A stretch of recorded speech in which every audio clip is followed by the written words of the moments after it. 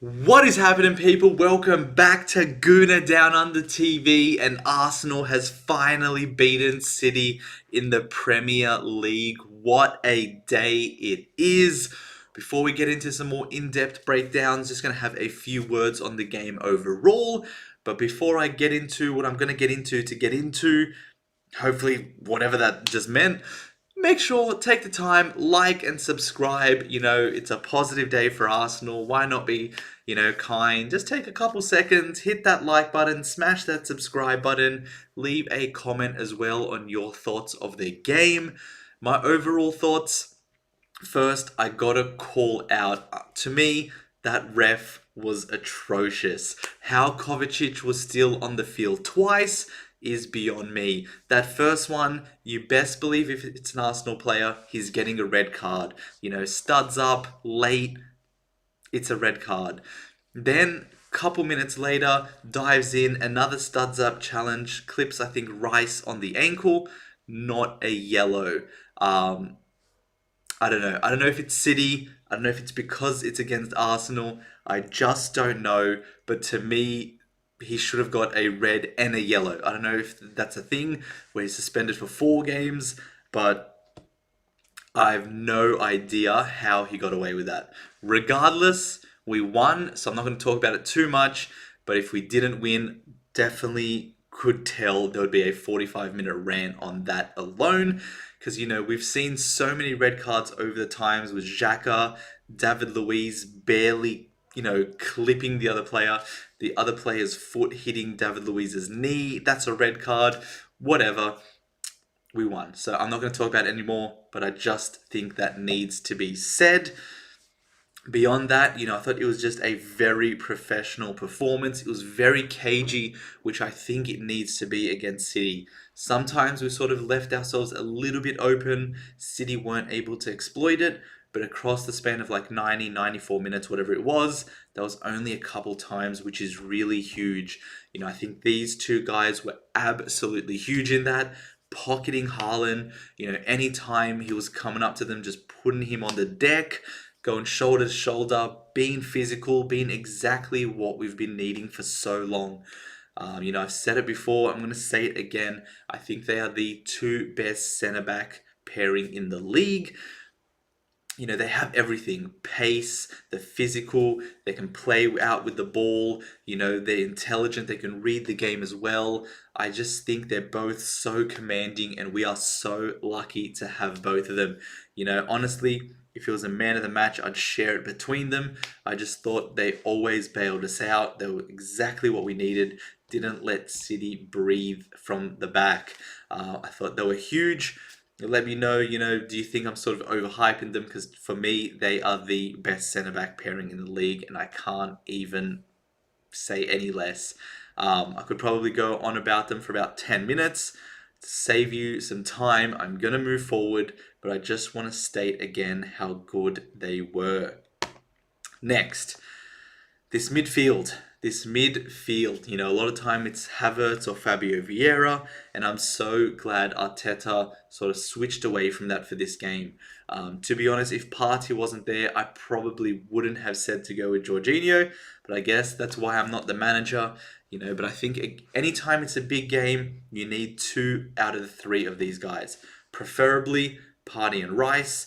And when Partey came on, he wasn't at his best because, he just sort of came back from an injury, but he started having glimpses of that smoothness on the ball, and just, we control games so much better when Partey's there. He just sort of glides through the pitch. He's strong, he can drive with the ball, he can make a killer pass, and I think if he can start getting back up to full fitness, and if we can rely on him a little bit more and not pick up some more niggling injuries, I think that would be huge for our midfield.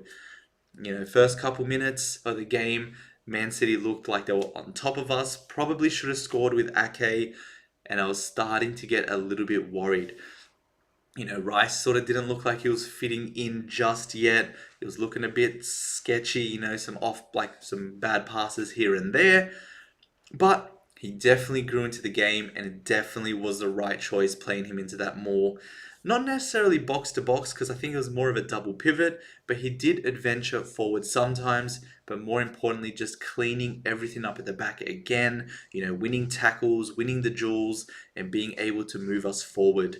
Jorginho as well, got to give him his flowers today. He's not the fastest, he's not the paciest, but he's always in the right position, winning us that ball back, and I thought he did very well today. Didn't sort of lag on the ball too much, let him press him. Thought he did pretty well, moving that ball around the pitch. But of course, like I said, I really want these two guys going forward.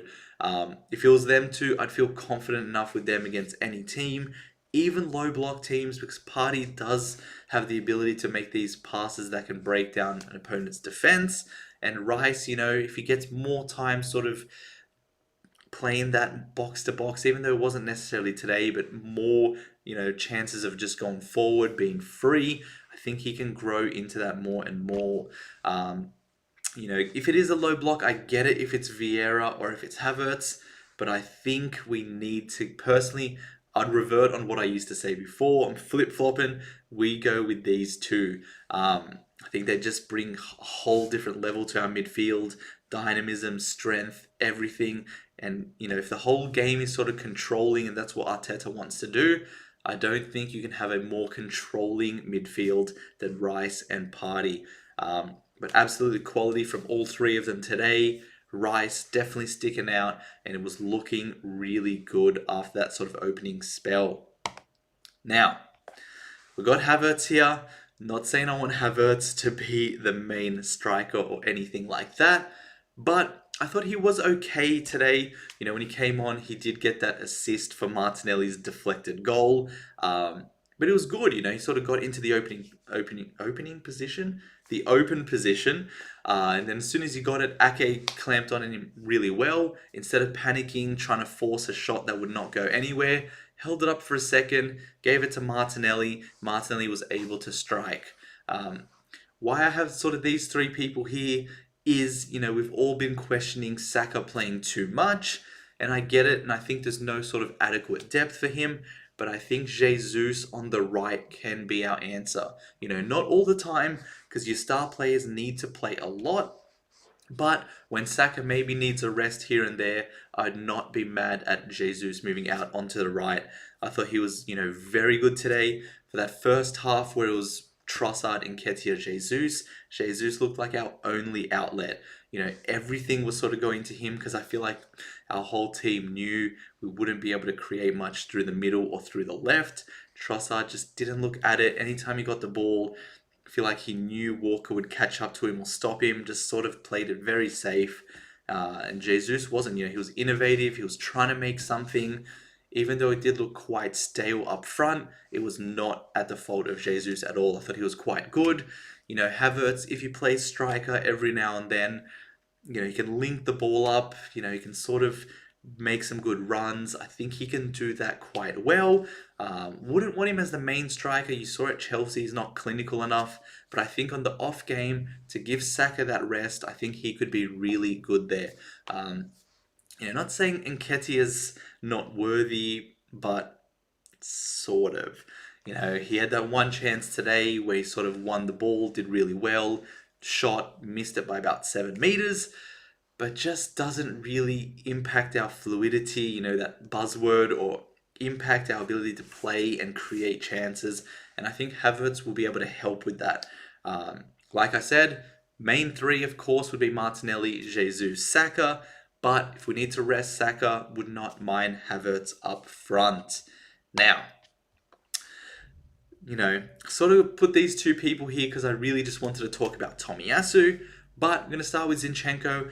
Thought he did quite well. Thought he was good the whole game. I think there was no one who was sort of poor. Everyone put their weight in, contributed. But I think Arteta substituted him at the perfect time. As soon as Doku came on, I could tell, I wasn't convinced of him defending him for 20 minutes, especially a fresh Doku. He's going to try and attack every single chance he gets.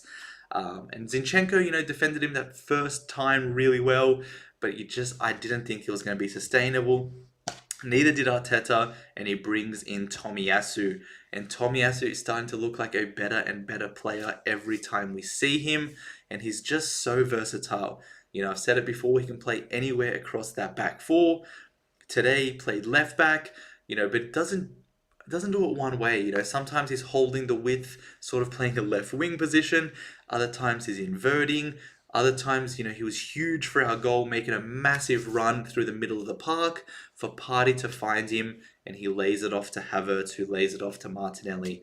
Not saying I definitely want Tomiyasu to start, but I think there can start being some talks around it. If a back four of Tomiyasu, Gabriel, Saliba, and White is so defensively solid, I think that could make us even better defensively.